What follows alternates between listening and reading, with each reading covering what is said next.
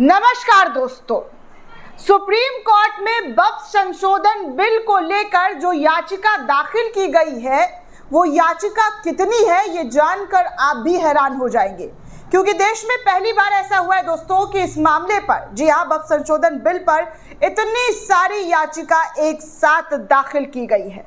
कौन कौन, जी हाँ, कौन कौन लोगों ने याचिका सुप्रीम कोर्ट के अंदर दाखिल की है, सुप्रीम कोर्ट ने इस याचिका पर किस तरीके से, जी हाँ, किस तरीके से क्या कुछ कहा है, वो सब कुछ आपको बताऊंगी। लेकिन सबसे इंपॉर्टेंट इस वक्त जो खबर है वो है वक्फ संशोधन बिल को लेकर मामला और मुद्दा क्या है और कैसे मोदी सरकार का बिल मोदी सरकार के लिए नासूर बनता हुआ नजर आ रहा है। इस कदर नासूर बन चुका है कि अब सुप्रीम कोर्ट में याचिका पर याचिका, याचिका पर याचिका और सिर्फ इस कानून को रद्द करने के लिए याचिका लगाई जा रही है। तो दोस्तों, आपको बता दूं, नव भारत टाइम्स के हवाले से क्या खबर आई है और इस पर रोक लगाने के लिए सुप्रीम कोर्ट में धड़ाधड़ याचिका दाखिल की जा रही है। अभी तो इतने लोगों ने ही याचिका दाखिल की है दोस्तों, लेकिन आगे भी इस याचिका में और ज्यादा इजाफा जो है, इस बिल को लेकर याचिका जो है सुप्रीम कोर्ट में दाखिल होगा। आप देखिएगा कि और भी जगहों से जो है इस याचिका, इस मामले को लेकर, इस बिल को रोकने के लिए याचिका दाखिल की जाएगी। मुझे तो लगता है सैकड़ों, जी हाँ, सैकड़ों याचिका ना दाखिल हो जाए, ऐसा सुप्रीम कोर्ट के अंदर जो है देखने सुनने को मिल सकता है। अभी आपको बता दूं दोस्तों कि सुप्रीम कोर्ट ने आज वक्फ संशोधन अधिनियम 2025 की संवैधानिक वैधता को चुनौती देने वाली याचिका लिस्टेड करने के विचार पर अपनी सहमति तो दे दी। हालांकि मैंने ये खबर आपको पहले ही बता दी है, लेकिन चीफ जस्टिस संजीव खन्ना की अध्यक्षता वाली बेंच ने जमीयत उलमाए हिंद की ओर से सीनियर एडवोकेट कपिल सिब्बल की दलील पर गौर किया है, जिसमें उन्होंने कहा है कि याचिका बेहद अहम है और उन्हें प्राथमिकता दी जानी चाहिए। सीजेआई ने कहा है कि मैं दोपहर में इस पत्र को देखूंगा और निर्णय लूंगा और इसे लिस्टेड करूंगा।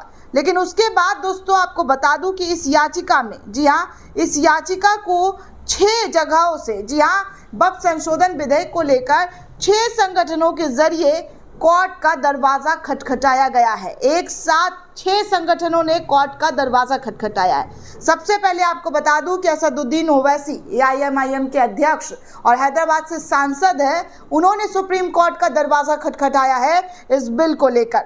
वहीं दूसरा, अमानतुल्लाह खान जो आम आदमी पार्टी के विधायक है, उन्होंने भी इस बिल को रद्द करने के लिए सुप्रीम कोर्ट का दरवाजा खटखटा दिया है। तीसरा, मोहम्मद जावेद जो कांग्रेस के सांसद है, उन्होंने भी सुप्रीम कोर्ट का दरवाजा खटखटाया है। कहा है, माय लॉर्ड, इस कानून को रद्द किया जाए और इस कानून को खत्म किया जाए जो सीधे तौर पर असंवैधानिक है। चौथा, जमीयत उलमाए हिंद की तरफ से दोस्तों इस पूरे मामले पर, इस बिल को रद्द करने के लिए याचिका दाखिल की गई है। वहीं association for the protection of civil rights society के जरिए भी याचिका सुप्रीम कोर्ट में दाखिल की गई है। और तो समस्त केरल जमीयत उलमाए ने, जी हाँ, जमीयत उलमाए ने इस पर भी याचिका दाखिल किया है और कहा है कि इस पूरे मामले को जो है रिजेक्ट किया जाए, इस पूरे मामले को रद्द किया जाए, बिल को ख़त्म किया जाए। ऐसी 6 याचिका अभी तक जो है सुप्रीम कोर्ट के अंदर दाखिल की गई है और आगे भी दोस्तों आप देखिएगा कि कितने लोग इस पर जो है इस याचिका को ख़त्म करने के लिए सुप्रीम कोर्ट का दरवाज़ा खटखटाते हैं और सुप्रीम कोर्ट में इस पूरे मामले पर क्या एक्शन लिया जाता है, किस तरीके के फैसले लिए जाते हैं, ये सबसे ज़्यादा इस देश के मुसलमानों के लिए इम्पॉर्टेंट है। इस देश के मुसलमानों की अब आखिरी उम्मीद सुप्रीम कोर्ट है और सुप्रीम कोर्ट उन उम्मीदों पर किस तरीके से फैसला लेती है ये देखना दिलचस्प होगा। दोस्तों, आपको बता दूं कि केंद्र सरकार ने कहा है कि इस कानून से करोड़ों गरीब मुसलमानों को फ़ायदा होगा और किसी भी तरीके से किसी भी मुसलमान को नुकसान नहीं पहुंचाएगा। अल्पसंख्यक मामले के मंत्री किरण रिजिजू ने कहा है कि यह कानून वक्फ संपत्तियों में हस्तक्षेप नहीं करता है। मोदी सरकार सबका साथ सबका विकास के विज़न के साथ काम करती है। चलिए मान लेते हैं कि आपका जो सबका साथ सबका विकास, सबका जो है विश्वास जीतने का काम और उसका विज़न पर ही काम करती है, तो ज़रा मंत्री जी, अभी हाल फिलहाल की बात कर रही हूँ, कल की बात कर रही हूँ, 24 घंटे पहले की बात कर रही हूँ कि 24 घंटे पहले आपके मंत्री जो टी राजा हैं वो कितना विवादित और भड़काऊ बयान दे रहे थे। हालांकि बिल को लेकर के नहीं दे रहे थे, लेकिन मुसलमानों से रिलेट करके दे रहे थे। इतना मुसलमानों के लिए आपका प्यार, चिंता और उन्हें माला माल बनाने की कोशिश में लगे हुए हैं उन तमाम चीज़ों को जो है आप ज़रा देखिए, ध्यान दीजिए, ताकि इस देश के मुसलमान इन चीज़ों को देखेंगे तभी तो भरोसा जता पाएंगे कि आप बहुत बढ़िया बिल लेकर आए हैं। मुसलमानों को भरोसा दिलाया नहीं जा रहा है, मुसलमानों को हर दिन मारने काटने की बात की जा रही है, उनको धमकियां दी जाती है, हर रोज़ कोई ना कोई हंगामा बरपाने का काम किया जाता है, षड्यंत्र रचा जाता है। उसके बाद आप कहते हैं मुसलमानों के हितैषी हैं। उस पर लगाम लगाइए, तभी तो आप मुसलमानों की हितैषी बनेंगे, तभी तो मुसलमान आप पर भरोसा जता पाएगी। आप भरोसा एक रत्ती नहीं जता पा रहे और कह रहे मुसलमानों के लिए हम बहुत फ़ायदेमंद बिल लेकर आ रहे हैं। इतना ही फ़ायदा है तो आप अपने पार्टी के अंदर मुसलमान नेताओं को रखिए ना, सांसद बनाइए, भेजिए सदन के अंदर। क्यों नहीं टिकट देते हैं, क्यों नहीं मुसलमानों पर भरोसा जताते हैं? जो थे उनका क्या किया है वो भी इस देश की जनता जानती है।